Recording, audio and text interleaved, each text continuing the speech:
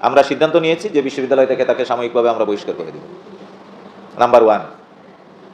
Number 2, যিনি ক্রীড়া কমিটির উপকমিটির দায়িত্বে ছিলেন ইনডোর গেমসের, আমরা তথ্য কালেকশন করেছি যে সেখানে যে বাইলস ছিল, খেলার শুরুতেই সেই বাইলস অমান্য হয়েছে। তো খেলার শুরুতেই যদি বাইলস অমান্য হয় তাহলে সেখানে সুষ্ঠু ব্যবস্থাপনা থাকে না।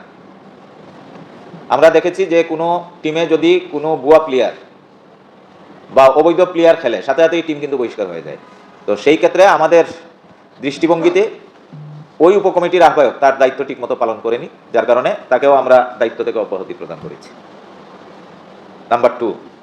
নাম্বার 3, শারীরিক শিক্ষা বিভাগের যিনি মেম্বার সেক্রেটারি, তার অবশ্যই দায় দায়িত্ব ছিল একটি টুর্নামেন্ট যখন চলে সেই টুর্নামেন্টের বাইলসকে সমুন্নত রাখা এবং সুষ্ঠু ব্যবস্থাপনার বিষয়টি নিশ্চিত করা। এই ক্ষেত্রে সে সম্পূর্ণ দায়িত্বে গাফিলতি করেছে। এই জন্য তার বিরুদ্ধে কেন শাস্তিমূলক ব্যবস্থা গ্রহণ করা হবে না, এই জন্য আমরা তাকে শোকজ করবো এবং তার কাছ থেকে আমরা জবাব চাইব।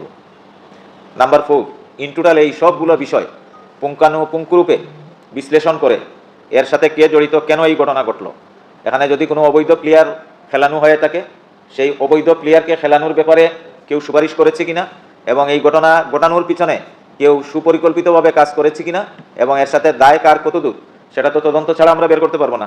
এই জন্য আমরা খুবই উচ্চ ক্ষমতা সম্পন্ন একটি তদন্ত কমিটি গঠন করেছি, যেটার কনভেনার আমাদের ক্রীড়া কমিটির কনভেনার এবং ব্যবসায় প্রশাসন অনুষদের সম্মানিত ডিন অধ্যাপক ডক্টর আলিনুর রহমান, এবং এই কমিটির সদস্য আমাদের প্রক্টর অধ্যাপক ডক্টর নাসিরউদ্দিন, এবং আরেকজন সদস্য আমাদের একজন সহকারী প্রক্টর আমাদের জাহিদুল ইসলাম। এই 3 জন দিয়ে আমরা একটা তদন্ত কমিটি গঠন করেছি এবং ওনারা খুব শীঘ্রই সিসিটিভি ফুটেজ বিশ্লেষণ, ওই ইভেন্টের বাইলস এবং অংশগ্রহণকারী খেলোয়াড়দের তালিকা, বিভাগ থেকে প্রেরিত তালিকা এবং যাবতীয় সব অ্যাক্টিভিটিসগুলো বিচার বিশ্লেষণ করে আমরা যখন চলে এসেছি